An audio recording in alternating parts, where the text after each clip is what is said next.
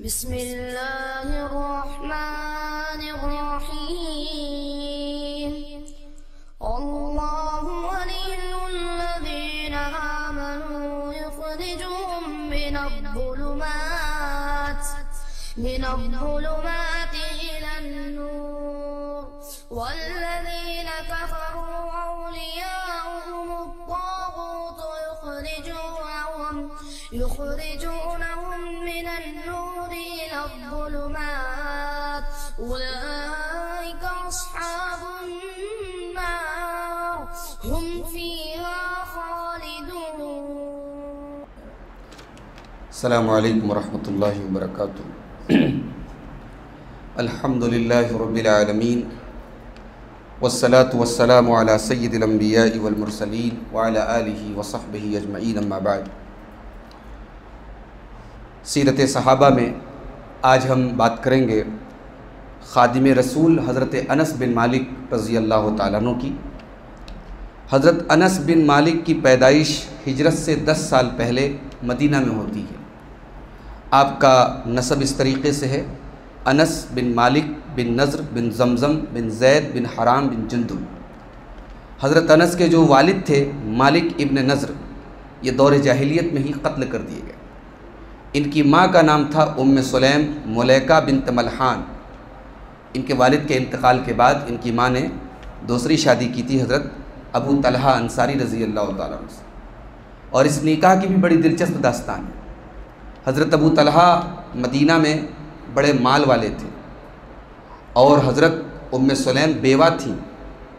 जब हज़रत अबू तलहा ने निकाह का पैगाम भेजा तो उस वक्त हज़रत अबू तलहा काफिर थे, मुशरिक थे। तो हज़रत उम्मे सुलैम, ज़ाहिर है बेवा औरत का रिश्ता मिलना इतना आसान नहीं होता और एक अच्छे घर का एक अमीर इंसान का रिश्ता मिल रहा था। हज़रत उम्मे सुलैम ने कहा कि मैं मोमिन हूँ और आप काफिर हैं, मैं अल्लाह की इबादत करती हूँ और आप शिर्क करते हैं, मेरा आपके साथ निकाह नहीं हो सकता। हाँ, अगर आप इस्लाम कबूल कर लें तो मैं निकाह भी करने के लिए तैयार हूँ और मुझे कोई महर नहीं चाहिए, बस आप इस्लाम कबूल कर लें। आपका इस्लाम कबूल करना ही मेरा महर हो जाएगा। चुनांचे ऐसा ही हुआ।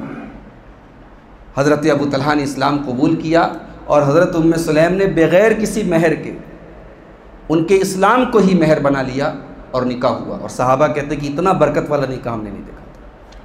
तो हज़रत अबू तलहा अंसारी रज़ी अल्लाह तआला अन्हु से उन्होंने निकाह किया। जब अल्लाह के नबी मदीना आए तो हज़रत उम्मे सुलैम अपने बेटे अनस को लेकर के अल्लाह के नबी के पास आए। उस वक्त हज़रत अनस की उम्र 10 साल थी।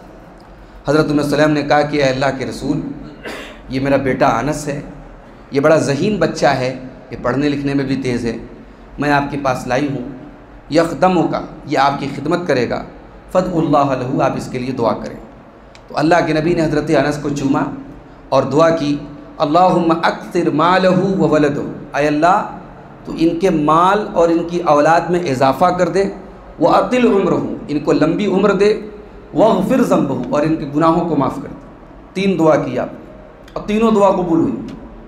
हज़रत अनस जब इंतकाल उनका हुआ था तो उनके बच्चे पोते नाती नतनी सब मिला करके 100 से ज़्यादा थे।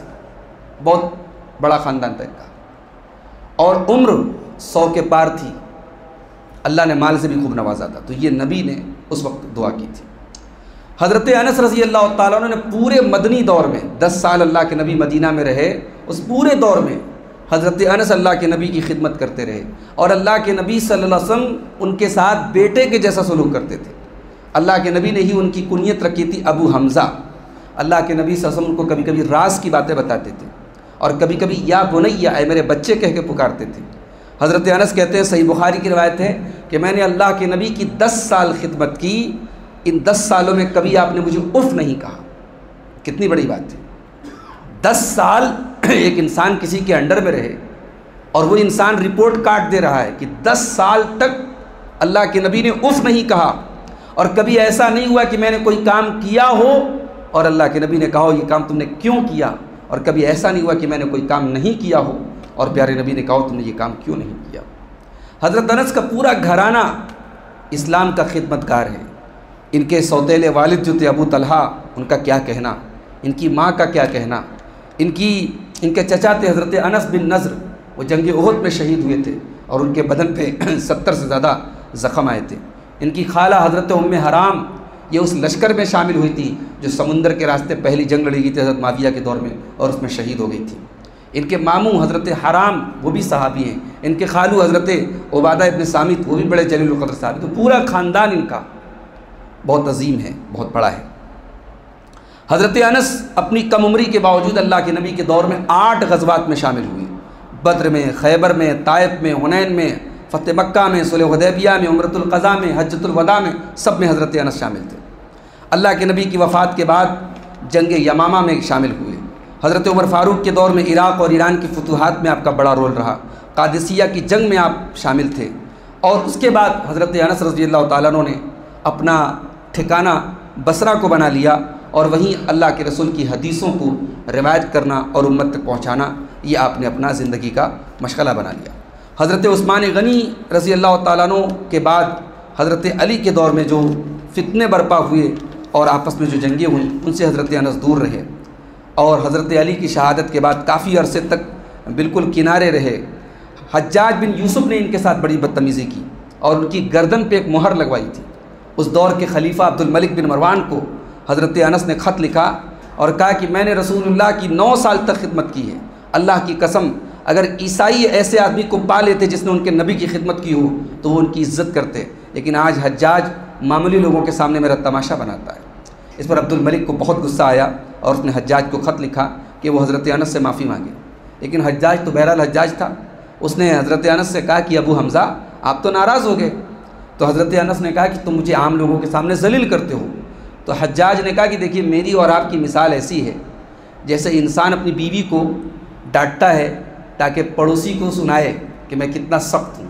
तो मैं आपके साथ ये सब इसलिए करता हूँ ताकि लोगों को पता लगे कि जब मैं आपके साथ इतना सख्त सलूक करता हूँ तो और लोगों के साथ कैसा करूँगा, लोग डरें और लोग जो है बगावत न करें और किसी किस्म की बदतमीज़ी न करें। सन 93 हिजरी में हज़रत अनस रज़ियल्लाहु अन्हु बीमार पड़े। उस वक्त 103 साल की आपकी उम्र थी। घर वालों ने इलाज मुआलजा की बहुत कोशिश की मगर आपका वक्त आ चुका था। उस वक्त रूए ज़मीन पर एक हज़रत अनस सहाबी थे और एक और सहाबी थे हज़रत अबू तुफ़ैल, सिर्फ 2 सहाबी बचे थे उसमें। अल्लाह के नबी की दुआ की बरकत में आपको अल्लाह ने बहुत सारी औलाद से नवाजा था, बेटे पोते सब मिला के 100 से ज़्यादा थे। आपकी जनाजे की नमाज़ हज़रत मोहम्मद बिन सीरीन ने पढ़ाई। हज़रत अनस रज़ियल्लाहु ताला अन्हु इत्तिबाए रसूल में बहुत आगे थे।